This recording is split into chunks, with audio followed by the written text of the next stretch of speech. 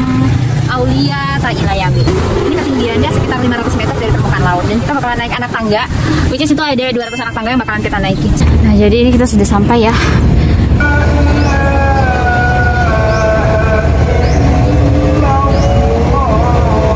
Welcome to my channel.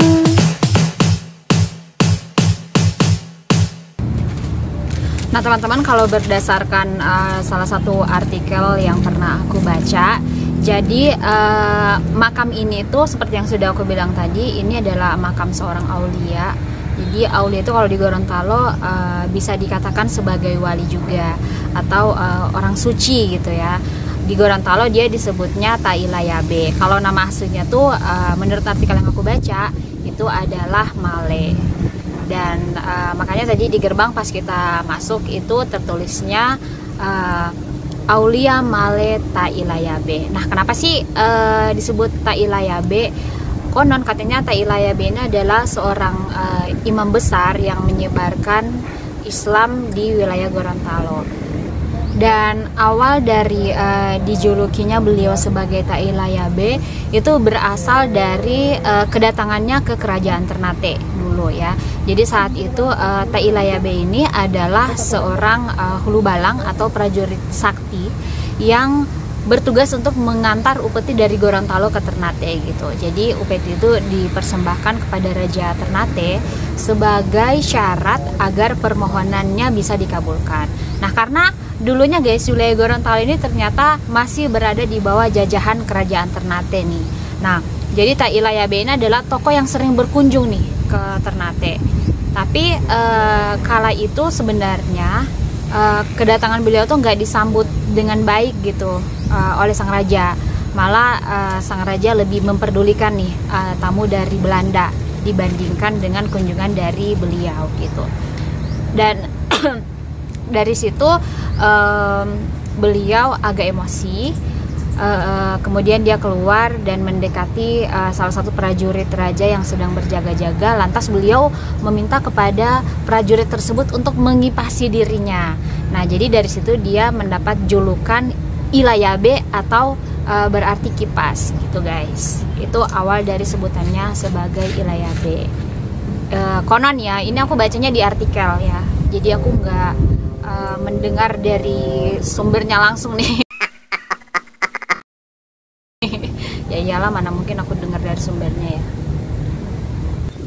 Nah, lanjut cerita yang tadi, setelah beliau dikipasi oleh para prajurit, akhirnya emosi dari Tailayabe bisa surut, bisa teredam gitu. Dan Tailayabe akhirnya kembali ke ruangan raja sambil menancapkan kakinya ke tanah sebanyak 3 kali di hadapan raja. Kemudian tidak lama air keluar, dan dalam waktu singkat air itu sudah menggenangi ruangan raja sampai ke batas lutut.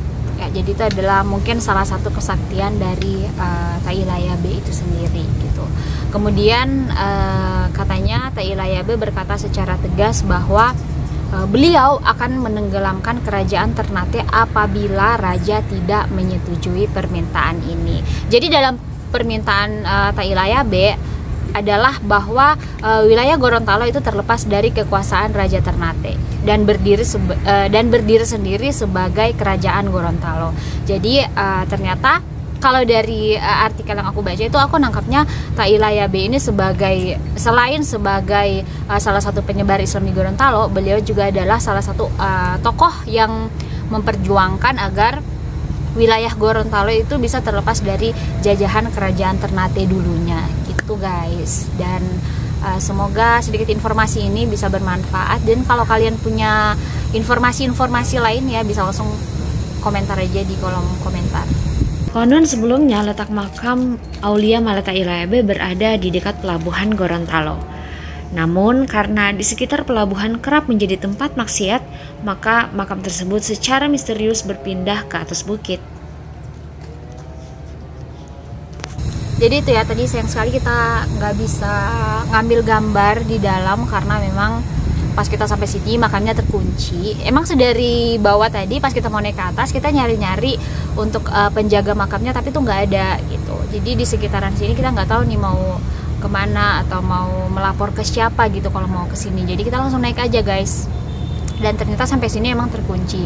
Tapi beruntungnya pagarnya ini nggak terkunci, jadi kita bisa masuk ke wilayah makam dan mengambil gambar di sekitar sini. Cuman kalau untuk ngambil gambar di dalam aku nggak berani ya, karena nggak ada izin juga, dan nggak tahu juga mau nanya ke siapa gitu. Dan aku mau kasih lihat ke kalian pemandangan dari atas ini. Ternyata bukan cuman ke makamnya aja, tapi kita sampai di sini tuh bisa menikmati pemandangan di seputaran apa nih ya namanya, Pelabuhan Gorontalo. Jadi ada beberapa titik yang bisa kita lihat dari atas sini. Nih aku mau kasih lihat ke kalian semua. Jadi guys, ternyata kalau kita kesini itu ada nomor yang bisa kita hubungi. Nah, cuman kita tadi nggak ngeh ya kalau ada informasi ini di sini. Jadi ini nomornya bisa kelihatan nggak sih? Mana ya? Kelihatan nggak? Jadi di nomor HP yang bisa kita kunjungi kalau kesini guys. Oke. Jadi kalau kalian mau berkunjung ke sini, kalian bisa menghubungi nomor itu. Jadi mungkin itu adalah nomor dari penjaga makam ya. Nanti coba kita hubungi aja. Cuman karena udah terlanjur sampai di atas ini, ya udah kita coba ambil beberapa gambar. Jadi guys, di sebelah sana itu ada Tangga 2000 ya, Pantai Tangga 2000. Di Gorontalo disebutnya seperti itu, Pantai Tangga 2000. Kemudian di sana, yang sana nggak bisa kelihatan jauh ya, kecuali di zoom. Coba kita zoom, bisa nggak sih? Nah, itu di bagian situ pelelangan ikan yang ada di Gorontalo, Pantai Tangga 2000. Kemudian ada kapal dari Pertamina juga. Jadi itu kayak ada pangkalan Pertamina ya, milik Pertamina guys. Nah, itu kalau di sebelahnya Kelurahan Tenda. Jadi ini udah muara ya guys ya, udah kayak pertemuan antara sungai dan laut.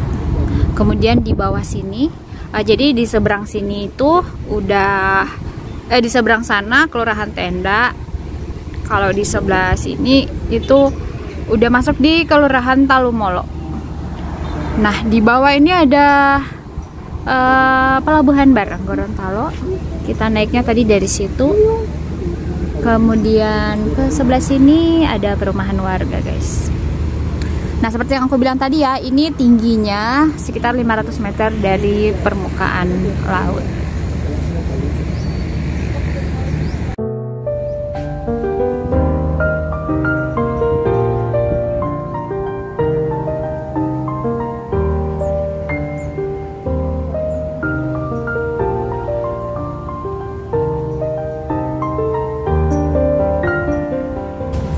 Jadi itu ya guys, tadi kita udah selesai berziarah. Sekarang kita mau turun lagi ke bawah dan mau pulang. Jadi buat teman-teman semua, kalau ada yang pengen berkunjung ke sini, karena di sini kita selain berziarah, kita juga bisa menikmati pemandangan yang bagus banget dari atas sini. Jadi kayak dapat dua sekaligus gitu loh. Dan juga kalau kalian kesini jangan lupa menghubungi tadi nomor yang udah aku kasih. Kalau kita sayang sekali tadi pas berkunjung ke sini nggak menghubungi nomor itu. Nanti pas sudah terakhir baru kita sadar ternyata ada nomor yang bisa dihubungi gitu. Jadi mungkin biar bisa langsung berziarah ke dalamnya ya. Oke, terima kasih sudah menyaksikan vlog aku kali ini. Sampai ketemu lagi di jalan-jalan selanjutnya. Dadah, see you. Ini kalau mau turun juga hati-hati ya, karena ini lumayan curam. Terus tangganya kecil-kecil gitu guys. Jadi emang baik naik ataupun turun harus hati-hati, perhatikan langkah kalian. Terus jangan lupa kalian bawa sesuatu gitu. Maksudnya aku mungkin seperti minuman atau makanan-makanan kecil. Karena bagi orang yang nggak biasa, aduh ini tangganya kecil banget. Jadi seperti kalian mungkin yang nggak biasa jalan jauh, apalagi ini sambil nanjak kan, pas sampai di atas mungkin haus. Jadi ya saran aku bawa sesuatu, walaupun mungkin cuma sekedar minuman gitu, biar pas kalau di atas pas haus bisa minum. Tapi Ingat teman-teman, jangan meninggalkan sampah di atas ya, tetap jaga kebersihan dan ketertiban. Nah, ini pos istirahat yang tadi. Kita mau turun lagi ke bawah. Oke, sampai jumpa.